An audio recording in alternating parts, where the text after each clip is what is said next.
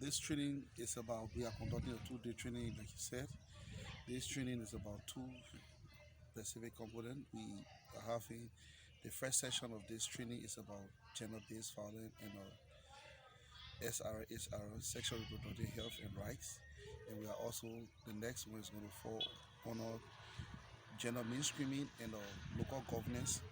How can we mainstream gender into governance activities? How can we disabuse the mind of our patriarchal system where men are always been dominant in power? How can we open up for women to come on board? So today is about the social component, tomorrow is about governance. Okay. So talking more about gender-based violence, where do you think we stand as a nation when it comes to violence against women and children? Yeah, as a nation, we are all striving, and Liberia has made some progress when it comes to and erecting some checkpoint on gender-based violence. Even though there are some issues in the society that still need to be talked about, but these approaches are being used to enlighten the mind and even inform those people for which their right is being tampered with, that they should know their right. Because I think that if people do not know their right, they won't lay claims to those rights. So the issue about gender-based violence is a huge package. We have to break it down to sexual gender-based violence, and then we'll come to harmful practices, domestic violence, SRHR, before discussing the legal component of that. So even there are some component of the gender-based violence that have not been comprehensively captured by our law. Yeah. But the domestic violence law gave birth to a wider range where people can be prosecuted for other violence perpetrated against women, unless some 10 years ago, someone could beat his wife and then it would be a family matter. But for now, since the passage of the domestic violence law, it's a offense against the person in the state.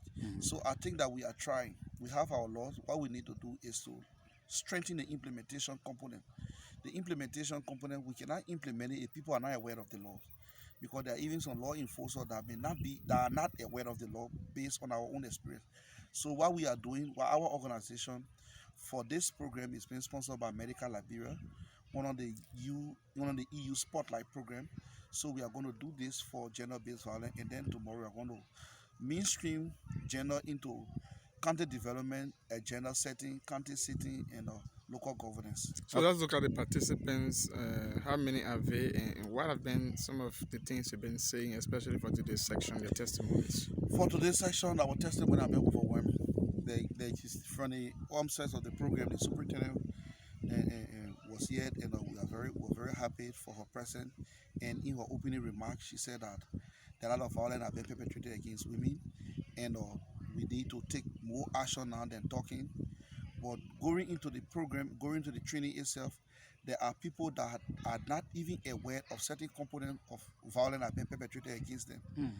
And like some women, it was like saying that the right to a child is the sole right of the man. If you are married, to have a child is the man right. If the man decide to have a child, the woman should follow suit. So on our training, the SRHR, the right, the sexual reproductive health and right, the right to sexual reproduction, the right to health facility, the right to a child is a right that everybody has.